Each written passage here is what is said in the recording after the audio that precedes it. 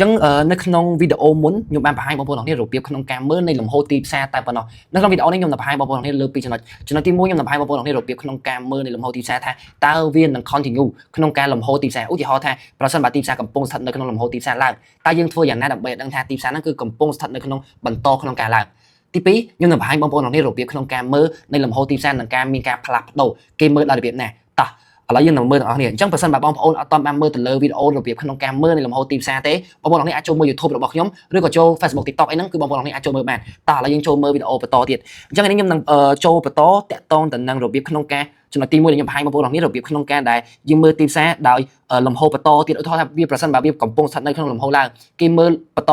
លំហូរឡើងហ្នឹងបន្តដល់យ៉ាងណាតោះឥឡូវយើងចាប់ជា swing high កន្លែងនេះមួយមកដូចខ្ញុំធ្លាប់បានបង្ហាញបងប្អូនទាំងនេះហើយ swing high កន្លែងនេះគឺវាបានបង្ហាញយើងឃើញថាវាកំពុង break out structure មានន័យថាមិនគឺវាមានន័យថាវា break នៃ swing high កន្លែងហ្នឹង break នៃតម្លៃកំពូលកន្លែងហ្នឹងអញ្ចឹងវាបញ្ជាក់យើងឃើញថាទីផ្សារកន្លែងហ្នឹងគឺវាកំពុងស្ថិតនៅក្នុងលំហូរនៃទីផ្សារឡើងលំហូរដែលវានឹងបន្តនៃលំហូរហ្នឹងទៀតអញ្ចឹងប្រសិនបើនៅក្នុងកន្លែងនេះបងប្អូនទាំងនេះជា swing high វា break នៃទីផ្សារកន្លែងហ្នឹងបន្តទៀតអូខេវាបញ្ជាក់យើងឃើញថាទីផ្សារនេះកំពុងស្ថិតនៅក្នុងការបន្តនៃលំហូរឡើងលំហូរចុះដូចគ្នាប្រសិនបើវាបំបែកនៃតម្លៃខាងក្រោមតម្លៃដែលវាទាបជាងគេប្រកាសឲ្យថាវានឹងបន្តចុះទៀតអានោះឲ្យគេហៅថាជាលំហូរទីផ្សារមួយដែលវាកំពុងបន្តនៃលំហូរនៃទីផ្សារដល់ពេលអញ្ចឹងថ្ងៃនេះខ្ញុំនឹងបង្ហាញមួយទៀតតាក់ទងទៅនឹងចំណុចមួយទៀតអ្វីដែលបងប្អូនទាំងគ្នាខ្ញុំបានបង្ហាញអំពី break structure អញ្ចឹងដូចខ្ញុំប្រាប់បងប្អូនទាំងគ្នាអញ្ចឹងប្រសិនបើនៅក្នុងកន្លែងនេះប្រសិនបើ swing low មានន័យថាតម្លៃទាបនៃទីផ្សារហ្នឹងគឺវាកាន់តែខ្ពស់ទៅហើយវាអត់បំបែកតម្លៃទាបទី2នេះវាអត់បំបែកតម្លៃទាបទី1នេះទេមានន័យថាគឺវាគោរពនៃតម្លៃទាបទី1ហ្នឹងប្រសិនបើយើងនិយាយអំពីលំហូរឡើងប្រកាសឲ្យថាទីផ្សារនឹងវានឹងបន្តឡើងទៅលើទៀ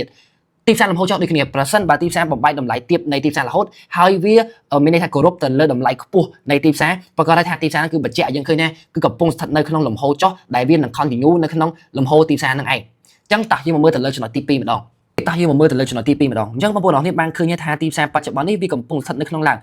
ងលំហូរឡើងប៉ុន្តែធ្វើយ៉ាងណាដើម្បីដឹងថាវាកំពុងផ្លាស់ប្ដូរនៃរបត់នៃទីផ្សារនេះផ្លាស់ប្ដូរលំហូរនៃទីផ្សារអញ្ចឹងគឺយើងមើលដល់របៀបនេះហើយបងប្អូនទាំងនេះបានឃើញហើយថានៅក្នុងទីផ្សារកន្លែងនេះចាំតិចបងប្អូនទាំងនេះទីផ្សារកន្លែងនេះគឺវាបានបំបែកវាបង្កើតទៅជា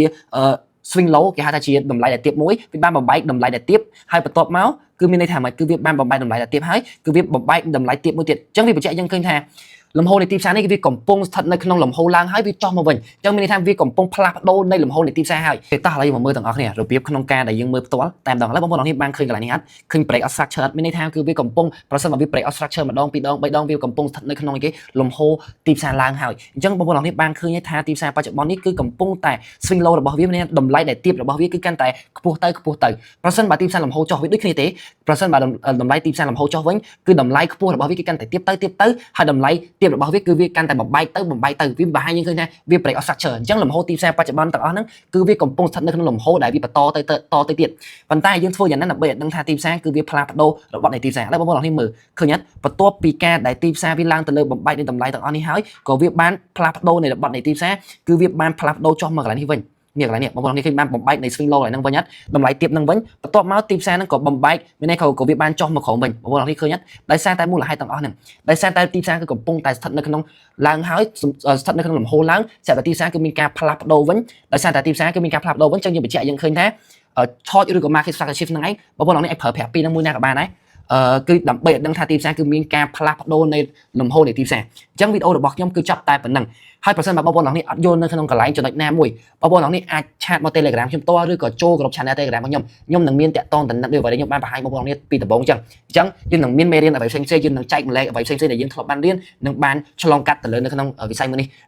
ចំណេះដឹងបន្តិចបន្តួចនៅក្នុងអ្វីដែលយើងបានឆ្លងកាត់នេះអញ្ចឹងអូខេវីដេអូរបស់ខ្ញុំគឺចប់តែប៉ុណ្្នឹងហើយអរគុណច្រើនសម្រាប់ការទស្សនាវីដេអូមួយនេះហើយជួបគ្នានៅវីដេអូក្រោយ